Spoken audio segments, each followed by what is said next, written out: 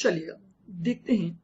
अब अपन ने अभी एक स्टेप नंबर 3 इंक्रीमेंटल WDV की बनाई, थोड़ा सा उस पर हम चर्चा करते हैं। तो देखिएगा, मैं बात कर रहा हूं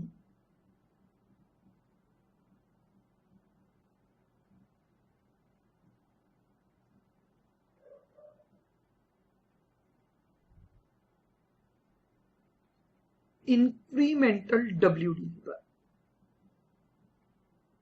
आप बहुत ध्यान से मेरे इस कॉन्सेप्ट को अब आप पकड़ने की कोशिश करेंगे। चलिएगा, एग्जाम्पल से मैं आपको समझाता हूं।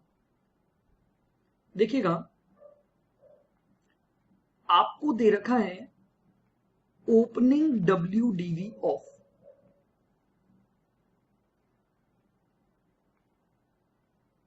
Existing asset. जो एग्जिस्टिंग असेट अभी आप काम में ले रहे हैं, उसकी आज की ओपनिंग WDV मान लेते हैं हमें दे रखी है 1,00,000 रुपए।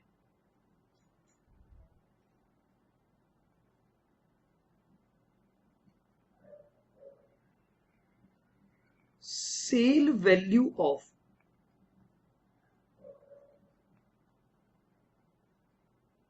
एग्जिस्टिंग असेट, अगर इस एग्जिस्टिंग असेट को आज बेच दिया जाए तो आज हमें इससे 40,000 रुपए मिल जाएंगे।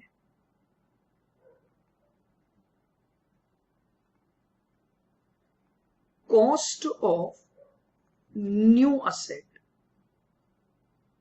ठीक है। आज अगर हम एक नई असेट परचेज करते हैं तो उस नई असेट की कीमत है 3,25,000। 3,25,000 रुपए, ठीक है।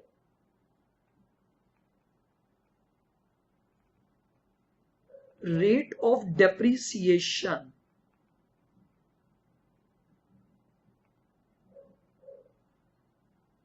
आपको दे रखा है 25%। रेट ऑफ डेप्रिसिएशन हमें दे रखा है 25%।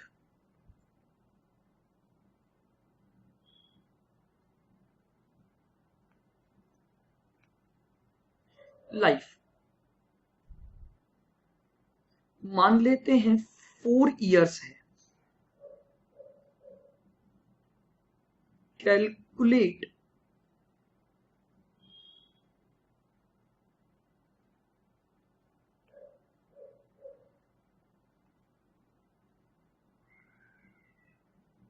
incremental amount of depreciation, calculate incremental amount of depreciation for each year। चलेगा, ये एग्जाम्पल पर हम थोड़ी चर्चा करते हैं तो इससे आपको ये इंक्रीमेंटल WDV वाला कॉन्सेप्ट दिमाग में बैठेगा। देखिएगा, पहले मैं एक नॉर्मल सिचुएशन पर आपके साथ बात करता हूं। मैं ये बोल रहा हूं कि अगर मुझे according to the tax law ये निकालना है कि मेरे पास WDV एलिजिबल फॉर डेप्रीसिएशन कितना है। चलिएगा, सभी ने इस एग्जाम्पल को लिख लिया होगा। हाँ, लिख लिया सबने, ठीक है। आइएगा, देखना, बहुत ध्यान से मेरे साथ साथ आप बात करेंगे इस पर।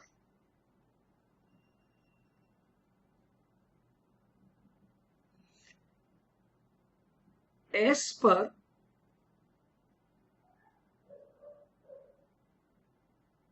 Block of asset concept, as per block of asset concept,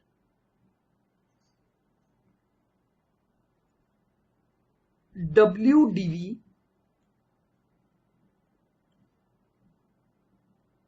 eligible WDV eligible for depreciation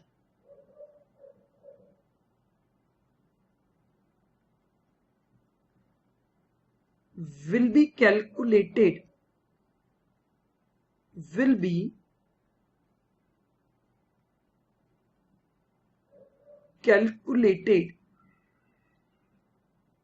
in the following manner।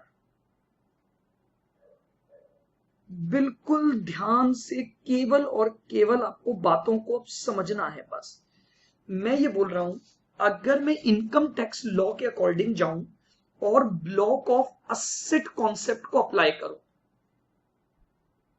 मैं किसको अप्लाई करूंगा? ब्लॉक ऑफ असेट कॉन्सेप्ट को अप्लाई करूं।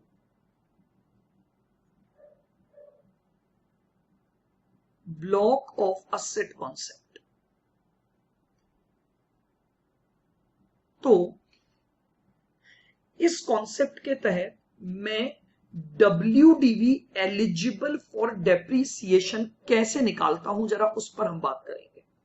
सबसे पहले मैं लूंगा ओपनिंग WDV ऑफ ब्लॉक, या मैं बात करूं एग्जिस्टिंग असेट।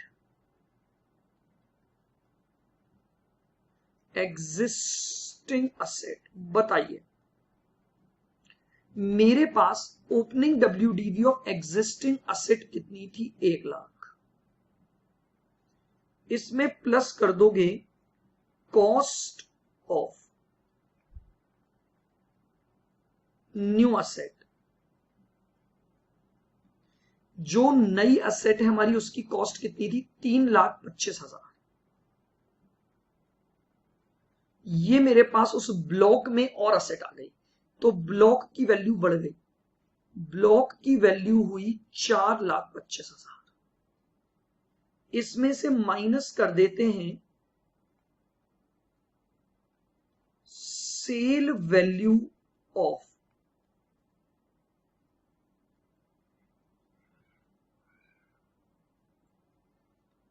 Existing asset. अब हमने इस ब्लॉक में से एक वैल्यू को बेच दिया और वो था हमारा 40,000 की value. This is our sale value, ठीक है। तो अब जो रिमेनिंग बचा वो क्या कहलाया? वो रिमेनिंग कहलाया WDV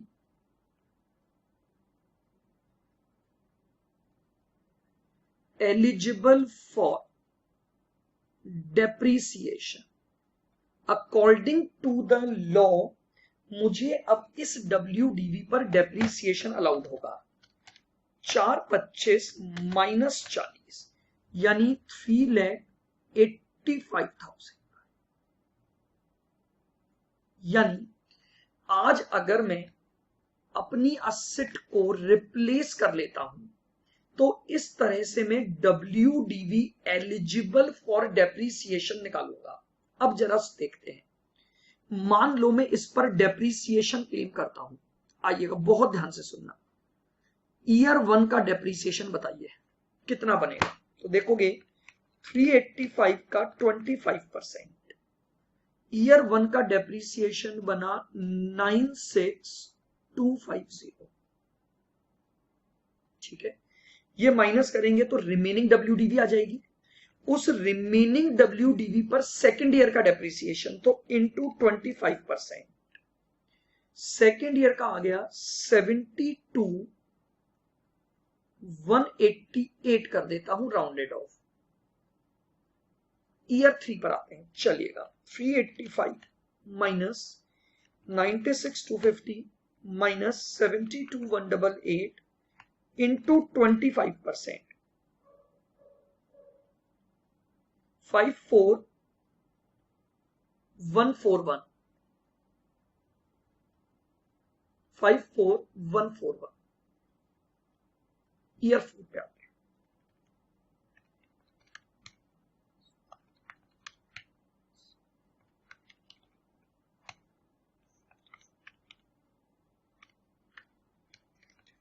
लीजिए 40605 40605।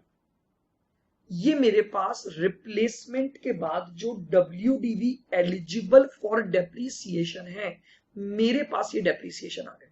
अच्छा मुझे एक बात बताइएगा ध्यान से, बिल्कुल अगर मैं असेट को रिप्लेस न करता, अगर मैं असेट को रिप्लेस न करता तो मेरे पास केवल ये एग्जिस्टिंग असेट होती या ना होती? आप समझ रहे हैं? ना तो ये आता काम में, ना ये आता काम में। अगर मैं रिप्लेस न करता तो ना तो नई एसेट लेता ना पुरानी एसेट बेचता। तो इसका मतलब मैं अगर रिप्लेस न करता तो मुझे अब भी डेप्रीसिएशन जो मिलता वो इस 1 लाख की WDV पर मिलता। एग्री? बिल्कुल ठीक है। तो देखिएगा मैं अब बात करता हूं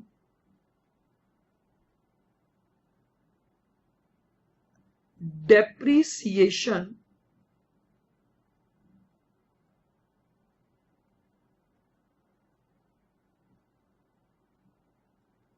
if no replacement,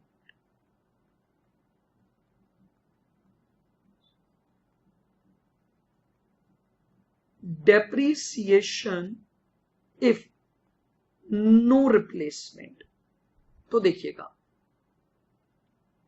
ईयर 1 का मिलता 1 लाख पर 25% की रेट से 25,000। ईयर 2 पर कितना मिलता? वैल्यू बचती आपके पास WDV 75,000, तो 75,000 का 25% यानी 18,750। ईयर 3 पर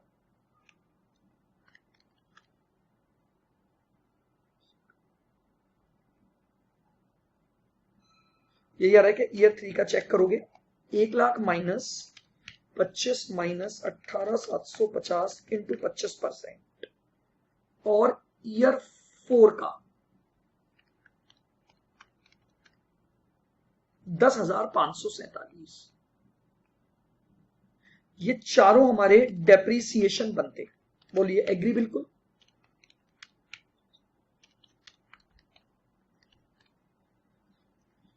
यानी अगर मैं असेट को रिप्लेस न करता तो ये डेप्रीसिएशन, और अगर मैंने रिप्लेस कर दिया तो ब्लॉक ऑफ असेट कॉन्सेप्ट की वजह से ये डेप्रीसिएशन। क्या हम इंक्रीमेंटल निकाल सकते हैं? बिल्कुल। देखिएगा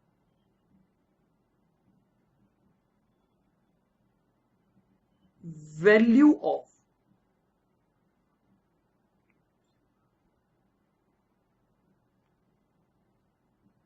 इंक्रीमेंटल डेप्रीसिएशन, बिल्कुल ध्यान से देखो। अब ईयर 1 का अगर रिप्लेस करता हूं तो डेप्रीसिएशन है 96250, माइनस नहीं करता तो भी डेप्रीसिएशन मिलता 25। बताइए एडिशनल कितना मिला? 96,250 माइनस 25,000, 71,250। ईयर 2 पर आइए, रिप्लेसमेंट के बाद मिला 72,000, 72,188 माइनस 18,750, 72,188 माइनस 18,750, 53,438। ईयर 3 पर देखिएगा 54,141,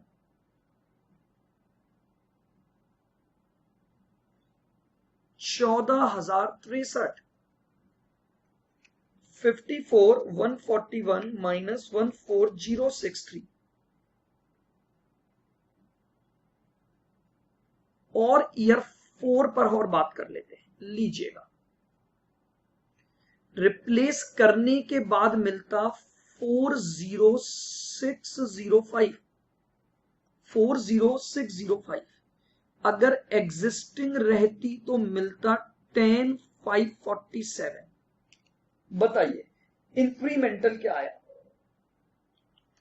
40605 माइनस 10547 दैट इज 30,058। एग्री? अब मैं आपको क्या बोल रहा हूं, हमने ये बहुत बड़ा प्रोसेस किया, तो मैंने क्या किया, इसकी एक स्टेप को चेंज कर दिया बस।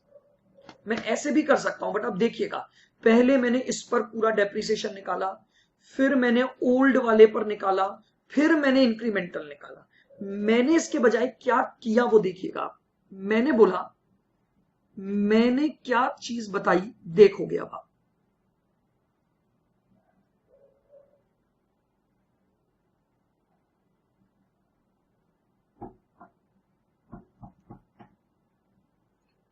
तो देखिएगा, अब हम इसको एक शॉर्टकट तरीके से, मैंने आपको जो स्टेप बताई वो क्या थी देखो। मैंने बोला WDV eligible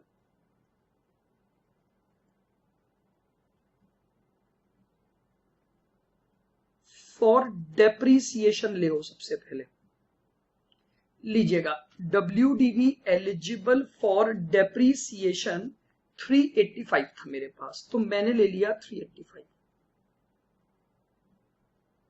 now listen carefully, क्या आपने ये डेप्रीसिएशन जो कंप्यूट किया है, क्या ये 385 पर है? बिल्कुल है। अगर 385 का ये डेप्रीसिएशन है और ये 1 लाख का डेप्रीसिएशन है, बहुत ध्यान से सुनना, ये 385 का डेप्रीसिएशन है और ये 1 लाख का डेप्रीसिएशन है, तो क्या अगर मैं इन वैल्यू को नेट करके निकालूंगा तो ये डेप्रीसिएशन डायरेक्टली आएगा कि नहीं आएगा?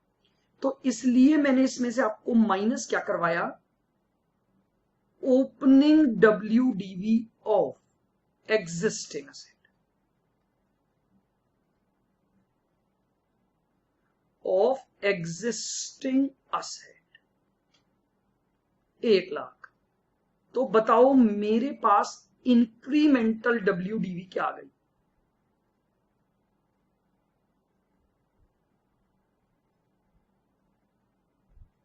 ये आ गई इंक्रीमेंटल WDV।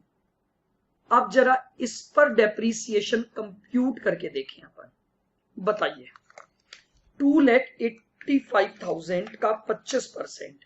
नाउ अब पहले साल का डेप्रीसिएशन वही आ जाएगा जो आपका इंक्रीमेंटल आया था। तो यानी मैं आपको सिर्फ एक बात बताने की कोशिश कर रहा हूं कि मैं इस वर्किंग को ऐसे करूं कि पहले रिप्लेसमेंट के बाद जो WDV एलिजिबल है उसका डेप्रीसिएशन कंप्यूट करूं as per the tax law. मैं फिर दोबारा डेप्रीसिएशन निकालूं कि अगर मैं रिप्लेसमेंट न करता तो ओपनिंग WDV पर क्या डेप्रीसिएशन मिलता, और फिर इन दोनों का इंक्रीमेंट करूं। तो आपको लग रहा है 3 स्टेप हो गई। उसके बजाय मैंने क्या एक तरीका फॉलो किया, मैंने बोला WDV में से WDV माइनस कर दो। WDV आफ्टर रिप्लेसमेंट, या जिसे मैं बोल रहा हूं WDV eligible for depreciation after replacement, उसमें से माइनस कर दो ओपनिंग WDV। तो मेरे पास जो आएगा वो इंक्रीमेंटल WDV आ जाएगी, और उस इंक्रीमेंटल WDV पर मैं क्या निकाल लूंगा, अपना इंक्रीमेंटल डेप्रीसिएशन कंप्यूट कर लूंगा। बोलिएगा क्लियर है बिल्कुल यहां तक? तो ये मैंने आपको एक छोटे से एग्जांपल से इंक्रीमेंटल WDV निकालना सिखाया। बोलिएगा क्या सभी को अब ये पॉइंट समझ आ गया कि बजाय ऐसा करने के हम इस तरीके से एक शॉर्टकट तरीके से क्या निकाल सकते हैं, एडिशनल डेप्रीसिएशन कंप्यूट कर सकते हैं। क्लियर बिल्कुल? चलिए ठीक, देखिएगा अब हम करेंगे अपना क्वेश्चन नंबर 5। ध्यान से पढ़ना। देखो ये क्या बोल रहा है, an existing company has a machine which has been in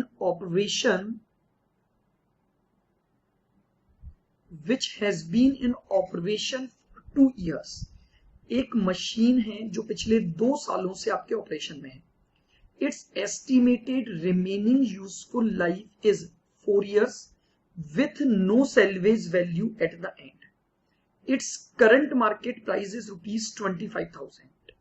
The management is considering a proposal to purchase an improved model of the machine which gives increased output। The relevant particulars are as under। देखिए क्या बोल रहा है, एक पुरानी machine है जिसको हम 2 साल से यूज ले रहे हैं और इसकी जो रिमेनिंग यूजफुल लाइफ है वो 4 इयर्स है। आज अगर हम इसको बेच देते हैं तो 25,000 रुपए मिलेंगे। मैनेजमेंट क्या सोच रहा है कि हमें इस असेट को एक दूसरी असेट से क्या कर देना चाहिए, रिप्लेस कर देना चाहिए। अब आपको एग्जिस्टिंग मशीन का सारा डेटा दिया हुआ है, फिर उसके बाद न्यू मशीन का सारा डेटा दिया हुआ है। ये क्या पूछ रहा है, should the existing machine be replaced, assume that required rate of return is 10%, company uses WDV method of depreciation at the rate 25% and it has a several machines in 25% block। WDV method follow हो रहा है और block में कई सारी asset है। अब हमें इस पार्ट को सॉल्व करना है। चलिएगा करें स्टार्ट।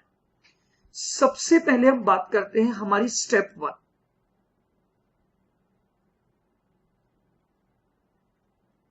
स्टेप 1 मैंने आपको क्या बताया था, स्टेप 1 में मुझे क्या चाहिए,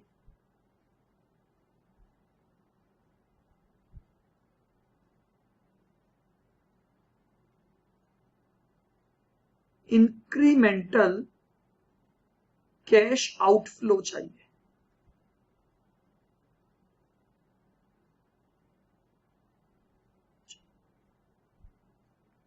सबसे पहले हम इंक्रीमेंटल कैश आउटफ्लो निकालते हैं। देखिएगा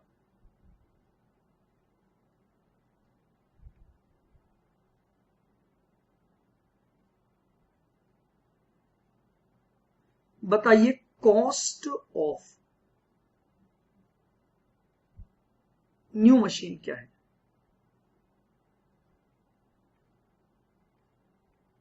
1,07,500।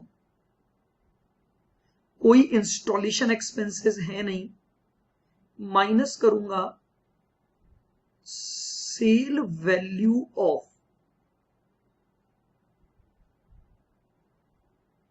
Old asset.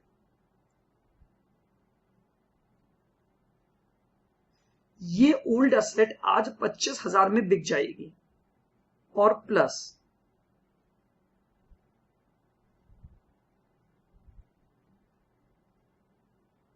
मुझे बताइए एडिशनल वर्किंग कैपिटल कितनी।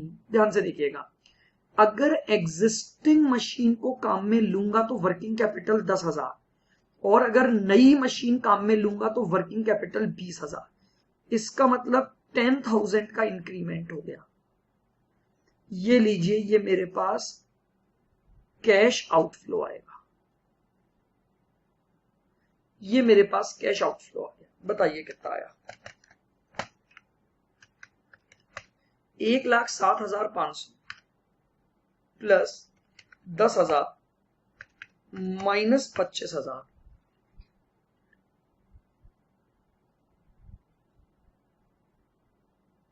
लीजिएगा 92,500 का हमारा कैश आउटफ्लो आ गया। बोलिएगा क्या कैश आउटफ्लो की कैलकुलेशन क्लियर है। नई मशीन की कॉस्ट आ गई 1,07,500, फिर हमने ओल्ड मशीन की सेल वैल्यू माइनस कर दी। चूंकि WDV मैनी असेट ब्लॉक है, WDV मैनी असेट ब्लॉक है तो आपका कैपिटल गेन अराइज नहीं होगा और फिर एडिशनल वर्किंग कैपिटल अपन प्लस कर देंगे। तो ये हमारे पास इंक्रीमेंटल कैश आउटफ्लो आ गया।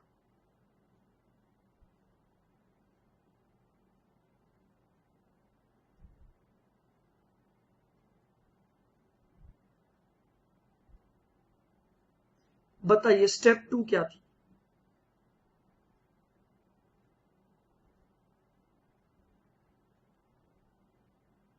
इंक्रीमेंटल प्रॉफिट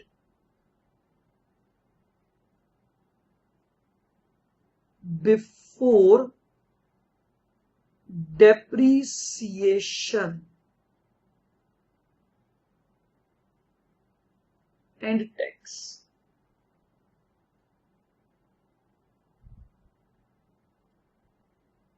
पर्टिकुलर, एग्जिस्टिंग और न्यू।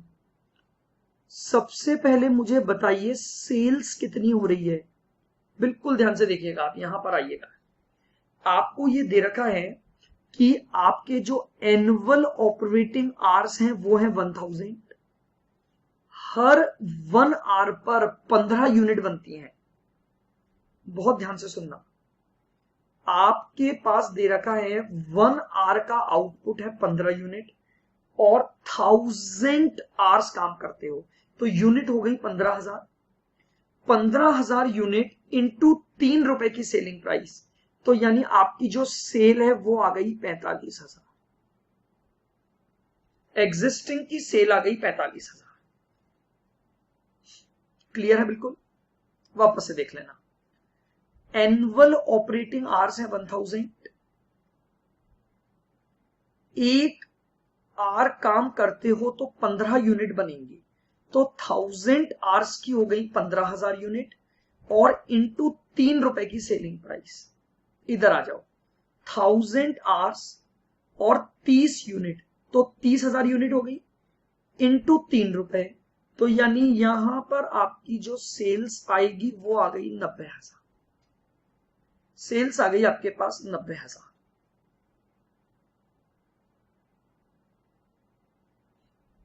माइनस, सबसे पहले हमें दे रखा है डायरेक्ट मटेरियल। बताइए, देखिएगा मटेरियल पर यूनिट आपको दे रखा है 0.4 और यहां आपने बनाई है 15,000 यूनिट। 15,000 यूनिट कैसे आ रही है वो देख लेना। 1000 इंटू 15, तो 15,000 यूनिट्स, और यह 1000 इंटू 30, तो 15,000 इंटू 0.4, 15,000 इंटू 0.4 6,000 और 30,000 यूनिट इंटू 0.4, ये लीजिए भैया, minus direct labour.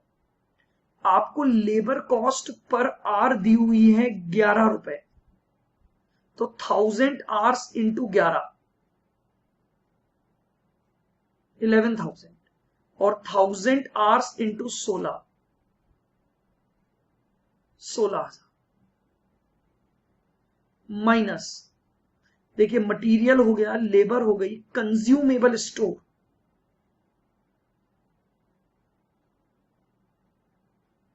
Consumable store बताइए कितना है? 2,000 और 1,000, ये लीजिए कंज्यूमेबल स्टोर। और फिर है repair and maintenance, repair and maintenance 3,000 और 2,000। बताइए क्या वैल्यू निकली? 45 में से माइनस करेंगे 6, माइनस करोगे 11 और माइनस करोगे 5, तो ये आपके पास आ गया 23,000। इधर आ जाओ, 90 माइनस 12 माइनस 16 59, ये लीजिएगा। एग्जिस्टिंग मशीन का प्रॉफिट आ रहा है 23,000 बिफोर डेप्रीसिएशन एंड टैक्स और न्यू मशीन का 59। बताइए इंक्रीमेंटल प्रॉफिट कितना आया स्टेप 2 के अकॉर्डिंग? मैं यहां लिख देता हूं,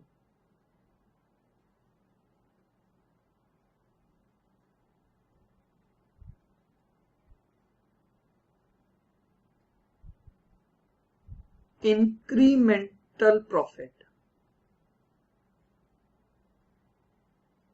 59 माइनस 23, बताइए 59 माइनस 23 तो 36,000 आ गया। ये लीजिए, this is your step number 2। बताएं मुझे, बिल्कुल क्लियर है सभी को? स्टेप 1 में आउटफ्लो निकाला 92,500, फिर हमने स्टेप 2 में incremental profit before tax and depreciation निकाला, एंड देन उस इंक्रीमेंटल प्रॉफिट को हमने ले लिया 36,000 हमारा इंक्रीमेंटल प्रॉफिट है। ठीक है, आगे चलते हैं। अब आगे की स्टेप में आपको यहां पर लेकर चलता हूं।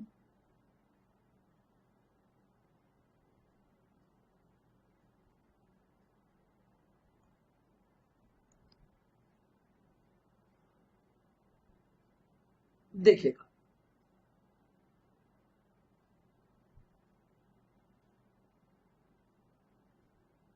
स्टेप 3,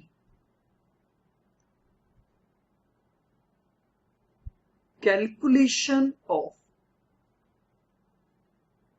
इंक्रीमेंटल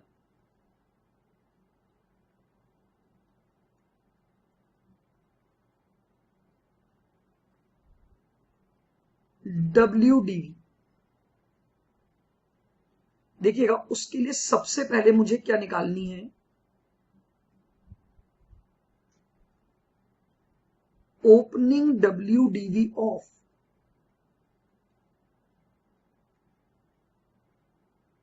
एग्जिस्टिंग असेट निकालूंगा। कैसे? मुझे उसकी कॉस्ट दे रखी है 60,000 माइनस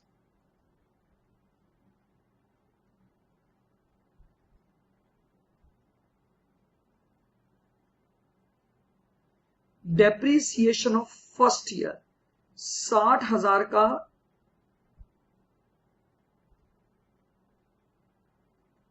25%, 15,000 लीजिएगा। WDV आ गई 45 minus depreciation of second year इस 45,000 पर 25%,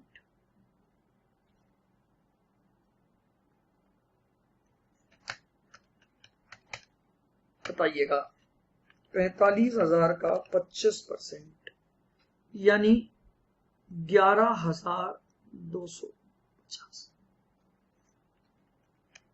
45,000 माइनस 11,250 33,750।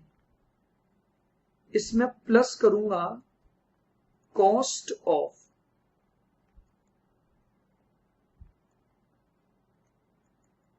New asset 1,07,000। एक बार चेक करिएगा, कॉस्ट ऑफ न्यू असेट कितनी थी अपनी? 1,07,500।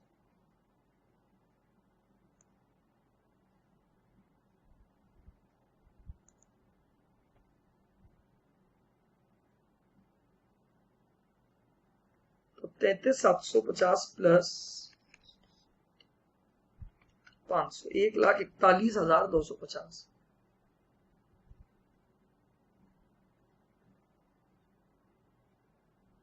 माइनस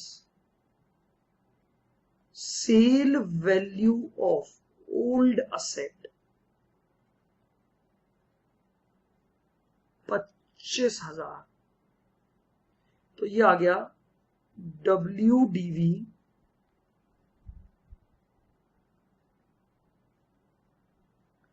एलिजिबल फॉर डेप्रीसिएशन, कितना आ गया? माइनस 25, 1,16,250। अब इसमें से माइनस कर देते हैं ओपनिंग WDV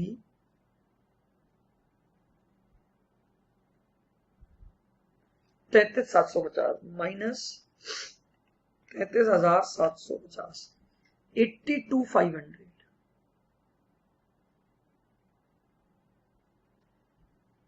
लीजिए, ये हमारे पास इंक्रीमेंटल WDV आ गई। एक बार वापस से देख लेते हैं। ओरिजिनल कॉस्ट 60,000 पे 25%, 33,750 प्लस 1,07,500 माइनस 25 और माइनस 33,750, तो 82,500 हमारे पास इंक्रीमेंटल WDV आ गई।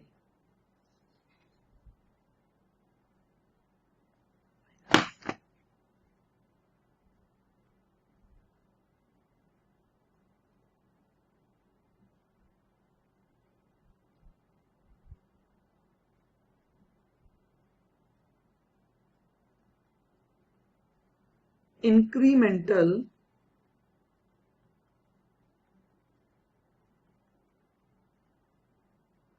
कैश इनफ्लोस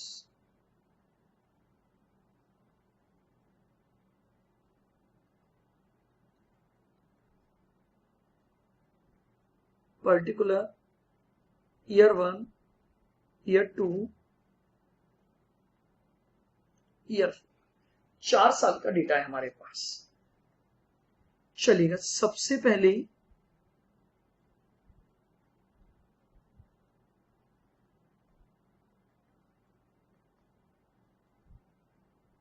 इंक्रीमेंटल प्रॉफिट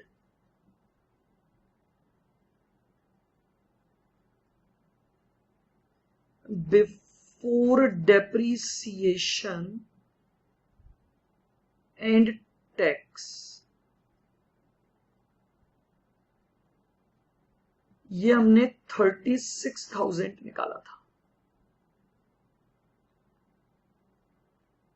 जो इंक्रीमेंटल प्रॉफिट हमने निकाला था वो कितना निकाला था? 36,000। इसमें से पहले माइनस कर देते हैं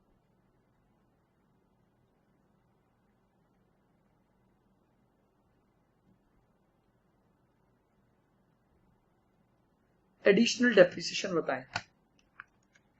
82,500 का 25%, तो ये हो गया 20,605।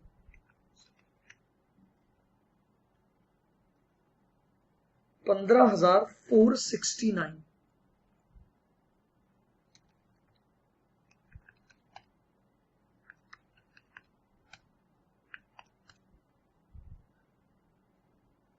ठीक है, 15,469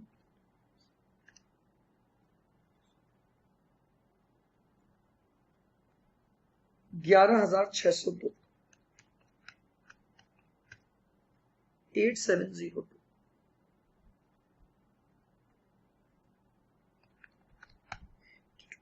50% माइनस 50%।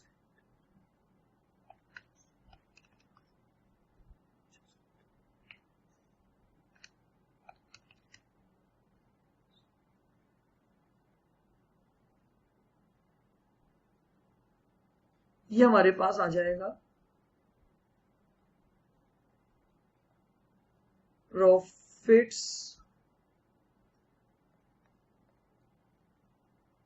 Before tax 36,000 minus 2062।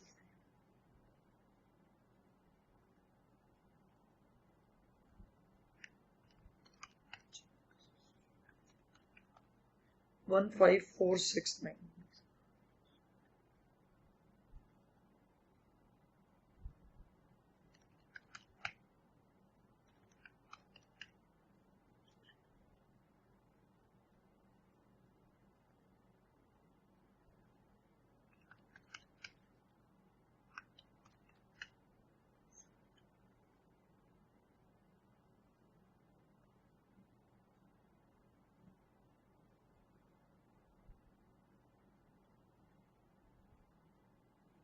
अब इसमें से टैक्स हटाइए। टैक्स रेट बताएं कितनी है आपकी?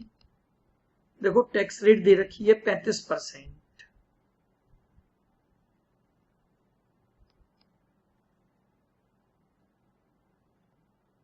टैक्स एट द रेट 35%, 15,375 का 35%, 5381,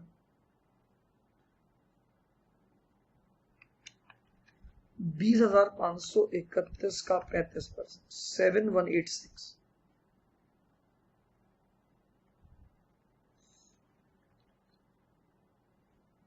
24,398 इंटू 35%, 8539,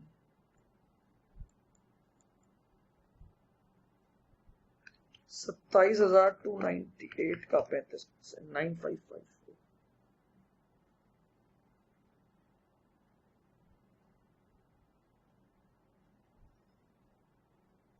ये मेरे पास आ गया PAT 15,375 minus 5381,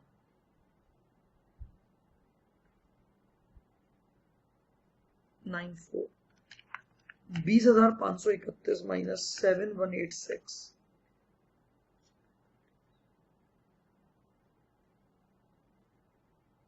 24398 minus 8539, 85,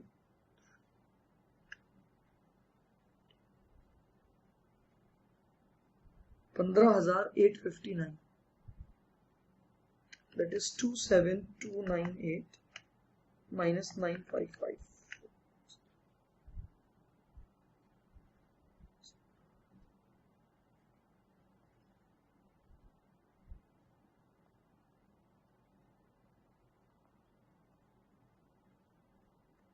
additional depreciation अपन वापस प्लस कर देंगे 20625, 15469, 11,602 और 870।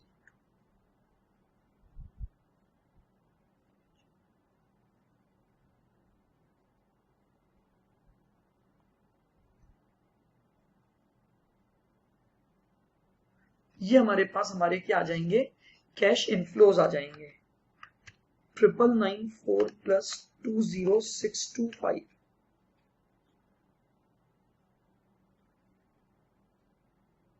30619, 13,345 प्लस 15469,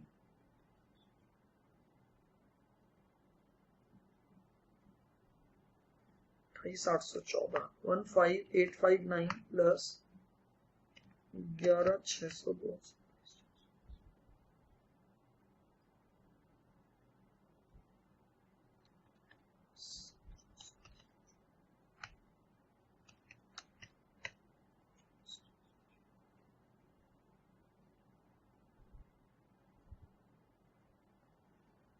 ये लीजिए, ये आपके पास सारे क्या आ गए, कैश इनफ्लोज आ गए।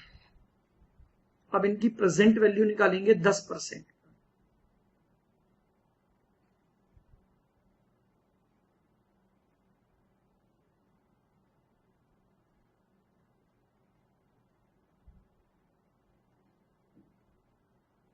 present value of cash inflow at 10%.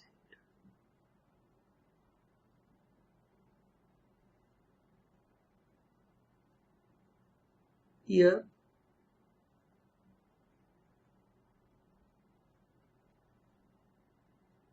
cash inflow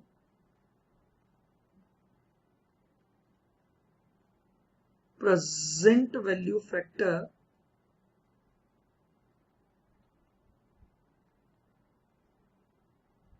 or present value, year 1, year 2, year 3, year 4। Cash flow बताइएगा। ईयर 1 का कैश फ्लो है 30,619,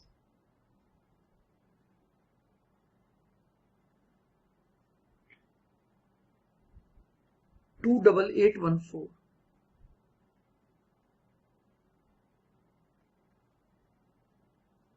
ईयर 3 का है 27,461,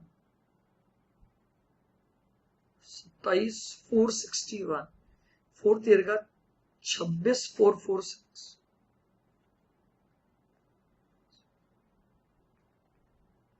0.909 0.826 0.751 ये लीजिएगा 10% की रेट पर ये हमारे पीवी फैक्टर हो गए। P0619 into 0.909 27833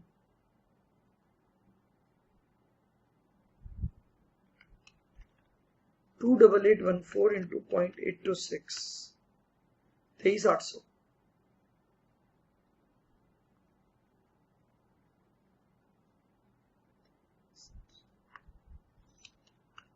27461 into 20,623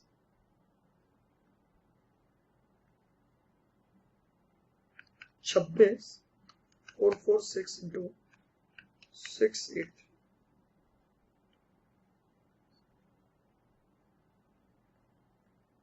18,063 27833 plus 23,800 20,623 90319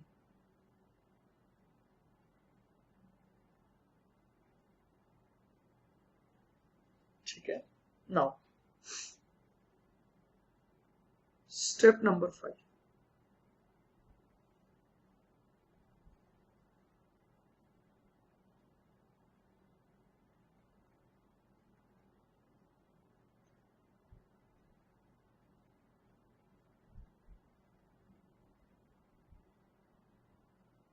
terminal year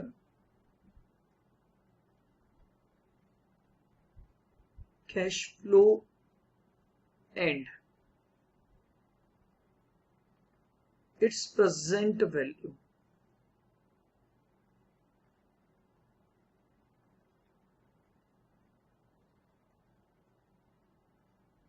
additional working capital recover होगी 10,000।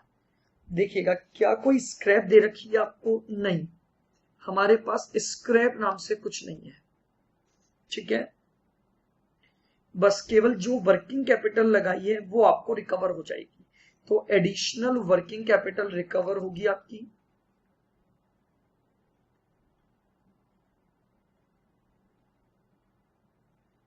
Present value factor of last year,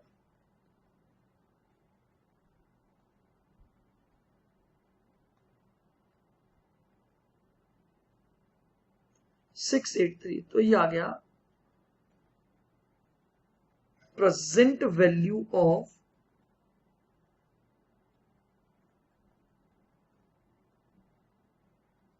terminal cash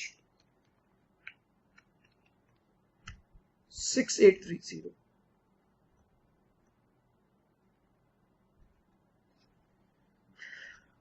now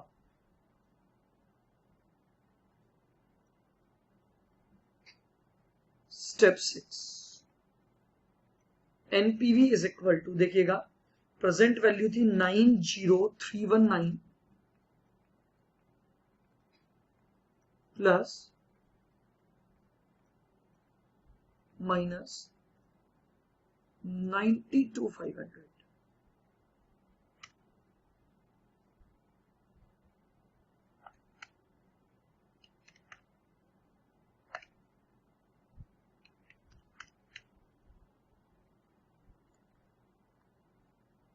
nine seven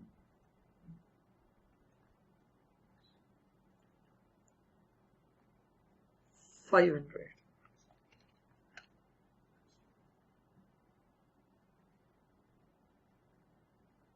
4649 आपकी एनपीवी क्या आ रही है? पॉजिटिव आ रही है।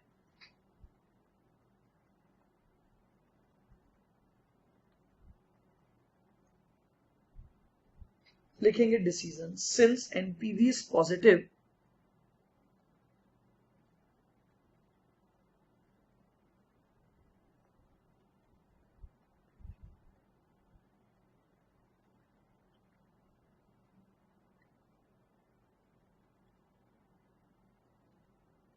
asset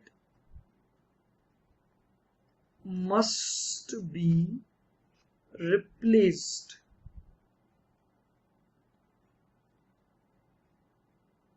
लीजिएगा, ये हमारा डिसीजन हो गया है।